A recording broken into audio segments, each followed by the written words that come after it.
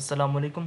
Today we will study this simple code that calculates the extreme values, maximum and minimum from an array. We have an array, this one, that I have set up here. As you can see, we will further understand the function which takes the maximum and minimum as variables, uh, and these are passed by reference. This and sign indicates that. Okay, this means that when we change the minimum and maximum here, it would result in change in the minimum and maximum that has been passed to the function as it changes the address. In the function, what happens? At first, the minimum and maximum are assigned the values of the first index, which is 56. At first, minimum and maximum values are 56 and 56. There is a for loop here which loops through the array.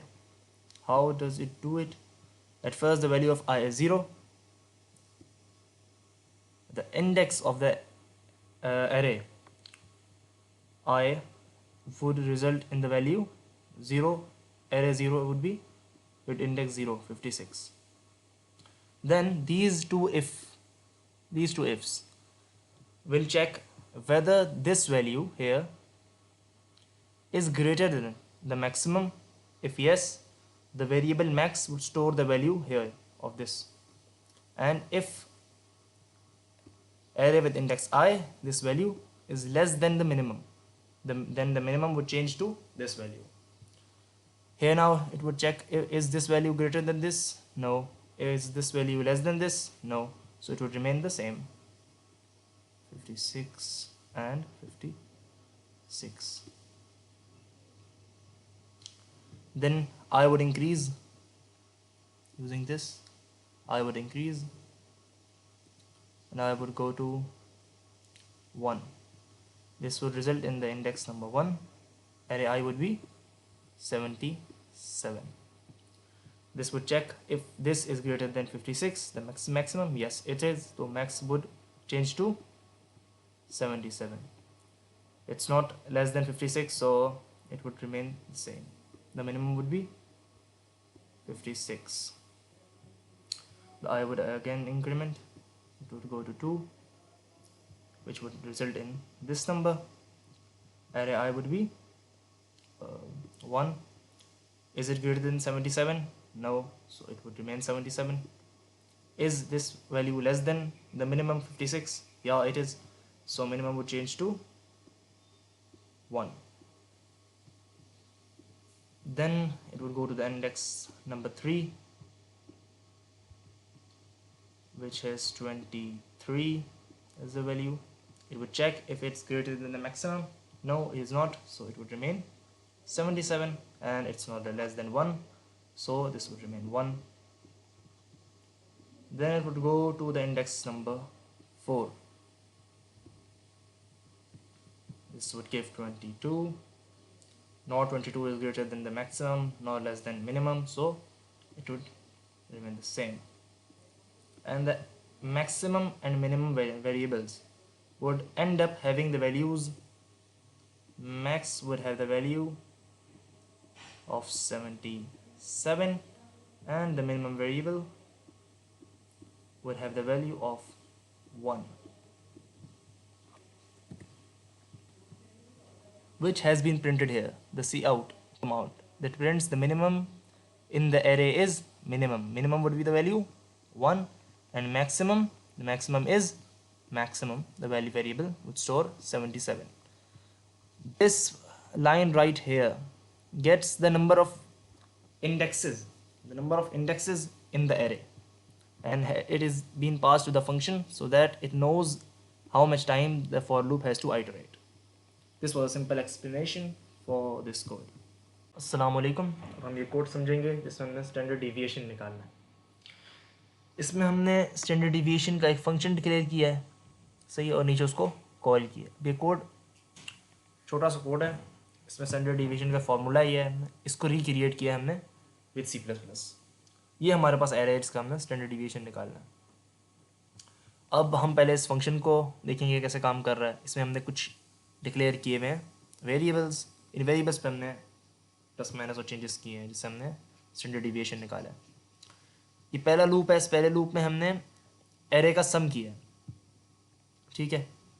Array के सम के लिए हमने क्या किया है, इस loop को समझें अगर, तो इसमें आई हमने डिक्लेयर स्टार्ट किया 0 के साथ, तो आई 0 से स्टार्ट हो रहा है और कहाँ तक जा रहा है, हमारे पास ये जा रहा है साइज़ तक।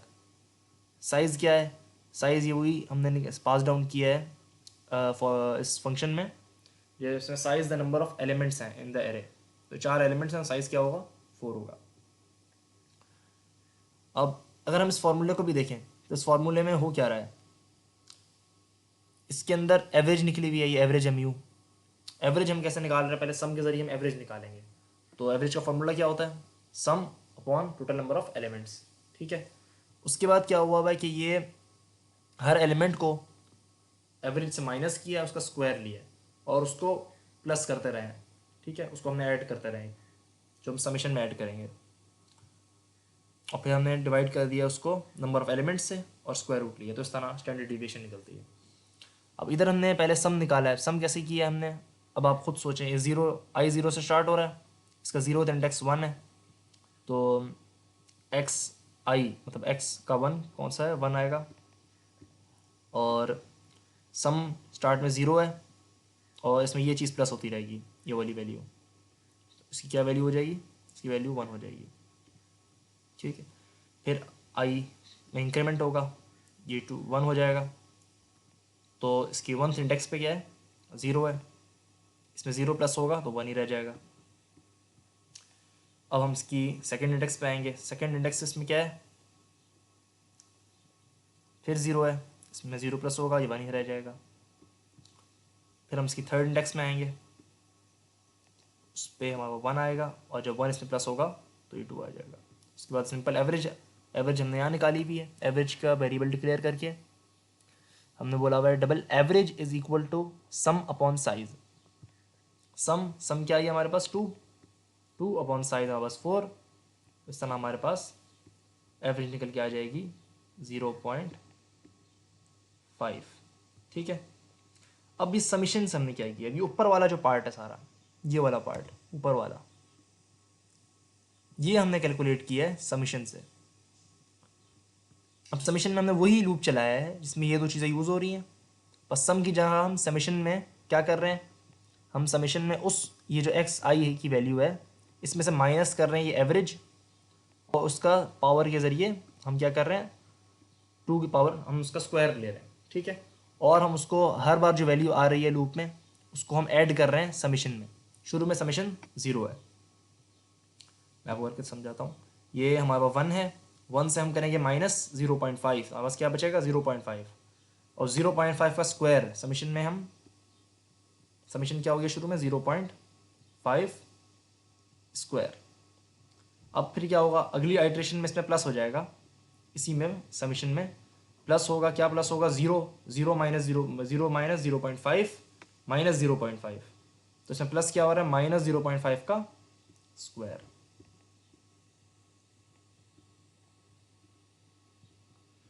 उसके बाद तीसरी आइट्रेशन में फिर 0 है, तो 0 माइनस 0.5 इक्वल टू माइनस 0.5, तो इसमें फिर प्लस होगा माइनस 0.5 स्क्वायर। उसके बाद 1 आया है, तो 1 माइनस 0.5 होता है, तो प्लस 0.5 स्क्वायर, ठीक है। उसके बाद क्या हमने ऊपर वाली चीज़ आ गई है हमारे पास, ठीक है, ये वाली चीज़ हमारे पास आ गई है, ये हमने टोटल कैलकुलेट कर ली है।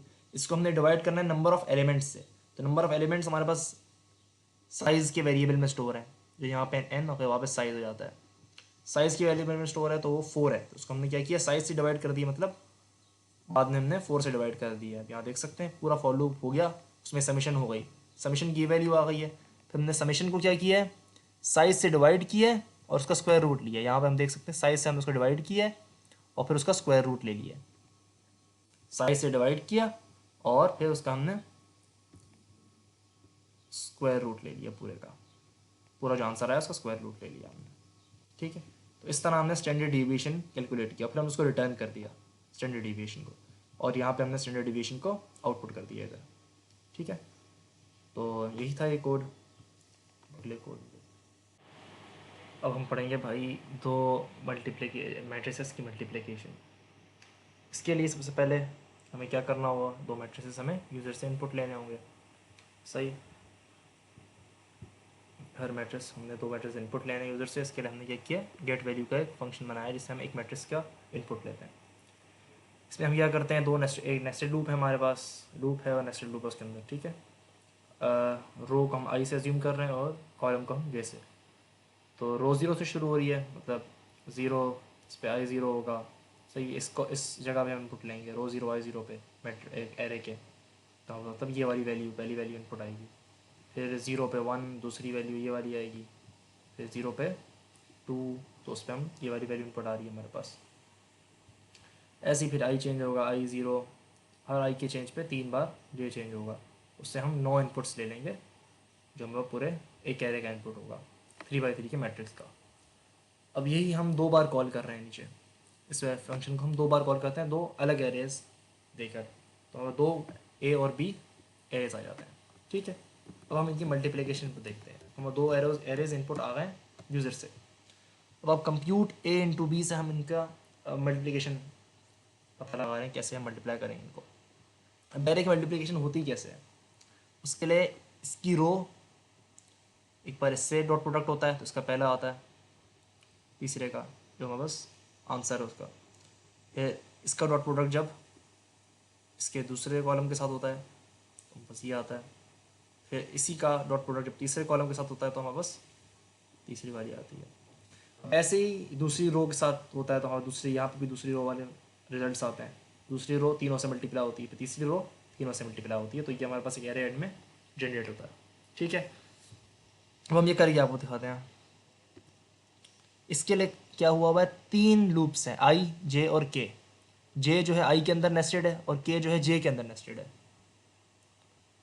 शुरू में आई की वैल्यू 0 होगी, जे की इस पे 3 वैल्यूज जनरेट होंगी, 0 और जे की 0 पे 3 के की वैल्यूज आएंगी, 0, 1 और 2। इन तीनों पे जे की क्या वैल्यू होगी हमारे पास, 0, 0।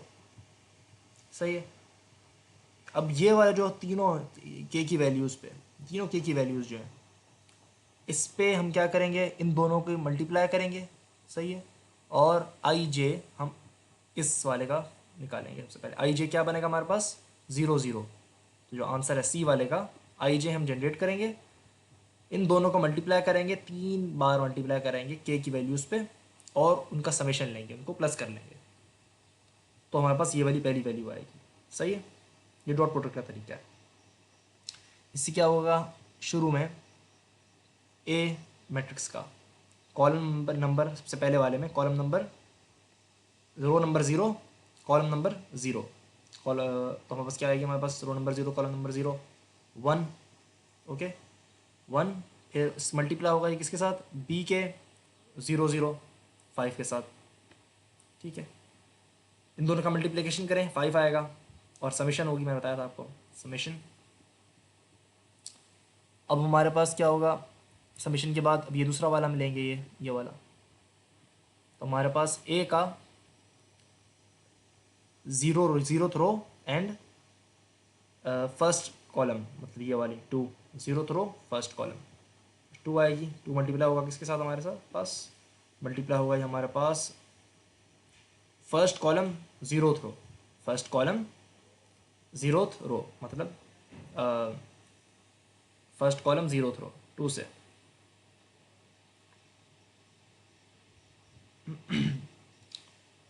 First row 0th column, first row जो हमारे पास ये वाली है, और 0th कॉलम 4 से। तो 4 2 सर क्या होता है हमारे पास, 8 + 8 हो जाएगा। ऐसे ही हम बढ़ेंगे इस वाले में, तो हमारे पास क्या हो जाएगा, इस वाले में 4 आएगा, और इधर आएगा हमारा 1। 4 × 1 क्या होता है हमारे पास, 4। तीनों को प्लस करेंगे, क्या वैल्यू आएगी, 17। तो इसके जो पहले की वैल्यू है हमारे पास वो आ गई है। ठीक है, 17 आई हमारे पास वैल्यू इसकी। ठीक हो गया। इसी तरह अब ये फिर रन करेंगे हम इसको, ये रन होगा हमारे पास फॉर अनदर वैल्यू ऑफ जे। अब जे की में इंक्रीमेंट आएगा क्योंकि हम के की 3 इंक्रीमेंट्स कर चुके हैं, ये इसके अंदर 3 बार रन होगा। तो हमारे पास क्या होगा भाई, इसकी वैल्यू 0 आएगी। अब जे की 3 बार हमारे वैल्यू आएगी 1,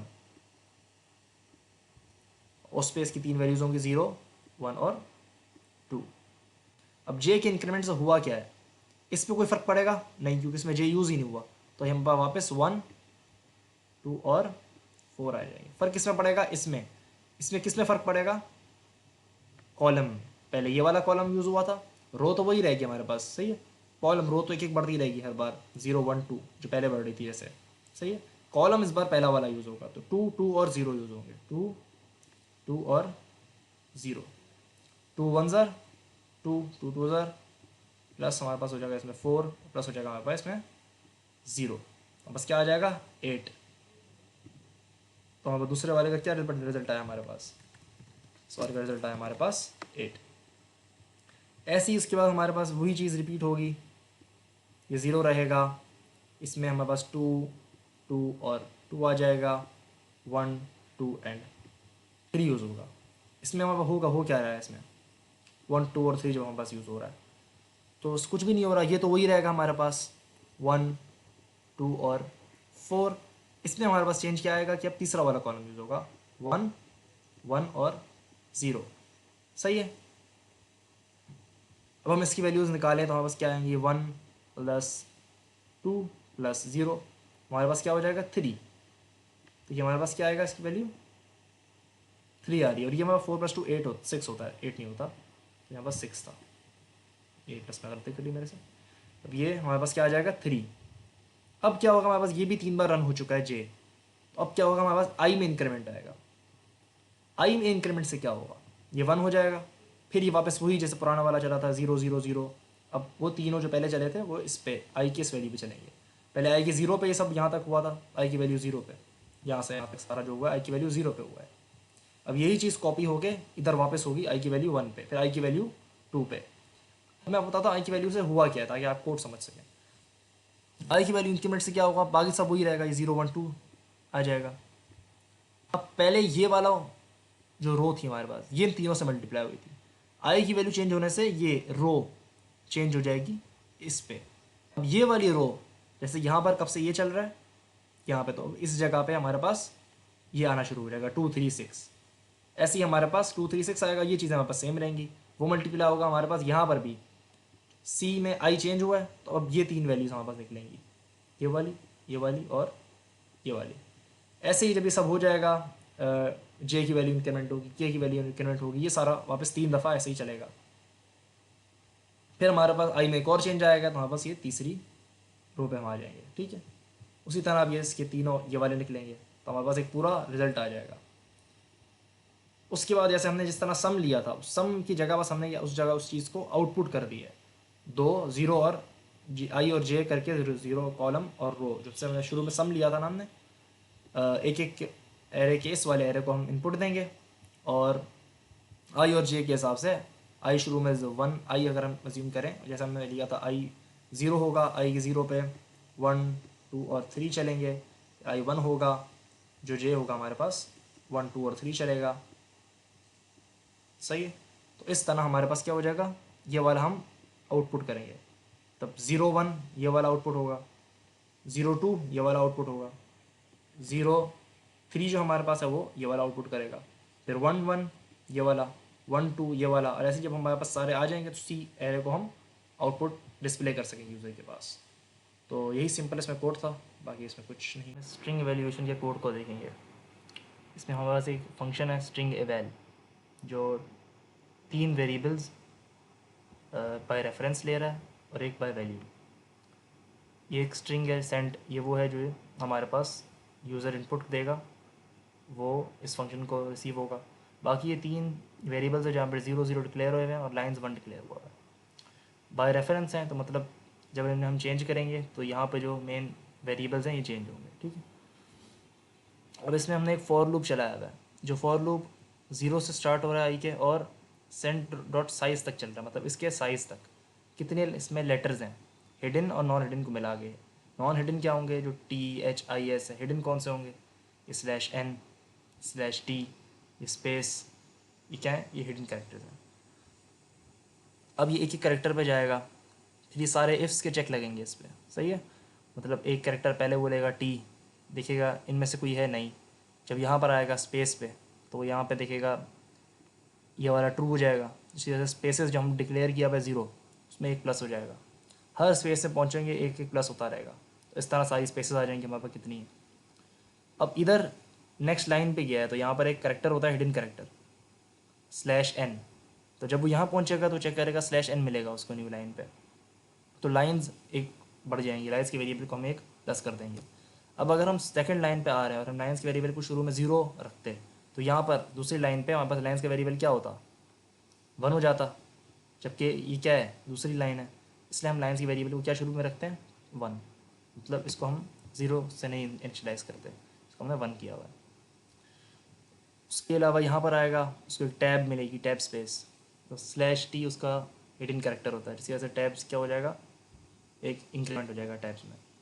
Saint dot size total characters बताएगा हमें। स्पेसेस हमारे पास स्पेसेस वेरिएबल जो हर स्पेस में प्लस होता था वो बताएगा। टैब्स वाला टैब्स कैरेक्टर, और लाइंस जो है बस लाइंस का कैरेक्टर जो है वेरिएबल है। उसके अलावा ये कोड ये एंड तब होगा, ये स्ट्रिंग एंड तब होगा गेट लाइन में हम ये वाला ऑप्शन तीसरा वाला जो हम पैरामीटर ऐड करते हैं वो बताता है कि कब इसने एंड करना है, मतलब जब हमारे पास ये वाला वेरिएबल आ जाएगा एंड में, इसके एंड में यूज़र ने ये टाइप किया होगा और फिर एंटर मार दिया होगा, तो ये वाली वैल्यू इंक्लूडेड नहीं होती और इसके अलावा सारा इंक्लूडेड हो जाता है। अब जो कोड हमारे पास है वो एक एरे से मीडियन, मोड और मीन निकालने का कोड है।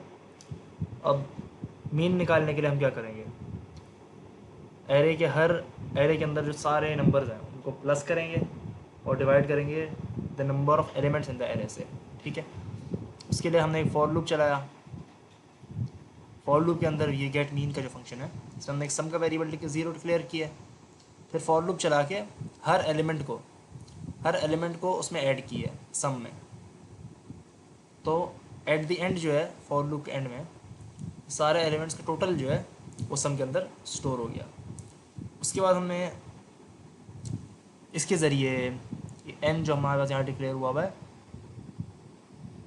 इस वाले पार्ट के ज़रिए एन का जो है वाला, इसमें क्या है साइज़ ऑफ डेटा, मतलब ये जितने स्टोरेज ले रहा है ये एरे और जितना उसका एक एलिमेंट स्टोरेज ले रहा है उससे हमने उसको डिवाइड किया, तो वहाँ पर नंबर ऑफ एलिमेंट्स आ जाते हैं उससे, तो हमने सम को नंबर ऑफ एलिमेंट्स से डिवाइड किया तो हमारे पास क्या आ गया, मीन। अब हमें क्या चाहिए, मीडियन। अब आप यहाँ देख सकते हैं मीडियन के लिए ना, मीडियन के लिए हमें चाहिए होता है कि भाई सॉर्टेड हो एरे, तो हमने सॉर्टेड कमांड का यूज़ किया और इस एरे को जो यहाँ पर ऐसे बना हुआ है इसको हमने सॉर्ट कर दिया, मतलब असेंडिंग ऑर्डर में, इन असेंडिंग ऑर्डर में इसको क्या कर लिया, सॉर्ट कर लिया। अब मीडियन के लिए अगर ये ऑड डिजिट्स हैं, मतलब ये ऑड नंबर्स में है, अगर ये 9 है तो इसका मीडियन कौन सा होगा, बीच वाला नंबर, मतलब 9 + 1/2 5 वाला, तो इस तरह हम निकाल सकते हैं अगर ऑड नंबर्स हैं तब, यहाँ पे ऐसे ही लिखा हुआ है हमारे पास, सही है। उसके अलावा अगर ये इवन नंबर्स हैं तो हम क्या करेंगे, यहाँ पे देखिए हमने लिखा हुआ है इफ़ इवन, तो n-1/2 और n/2 दोनों को करेंगे और उसके बाद उन दोनों को प्लस करके /2 कर देंगे, बीच के जो दो नंबर्स होंगे उनको आपस में प्लस करके /2, तो उससे हमारे पास क्या आ जाएगा, मीडियन। मोड के लिए हम क्या करेंगे, एक एरे 2 फॉर लूप यूज़ करेंगे नेस्टेड, ठीक है, और उसमें हर एलिमेंट को काउंट करना शुरू करेंगे, 3 पहले सारे काउंट करेंगे कितने हैं, फिर हम 4 काउंट करेंगे, अगर 4 जो है 3 से ज़्यादा हैं तो हमारे पास मोड की वैल्यू 4 हो जाएगी, फिर 5 को काउंट करेंगे, 3 से ज़्यादा है तो क्या हो जाएगी, उसकी वैल्यू ज़्यादा हो जाएगी, अब 6 है वो भी 3 है, तो अभी तक क्या चल रहा होगा, मोड 3 चल रहा होगा, फिर 7 8 तो जो सबसे ज़्यादा होंगे ना हमारे पास वो मोड में आ जाएंगे, ये लॉजिक है मोड।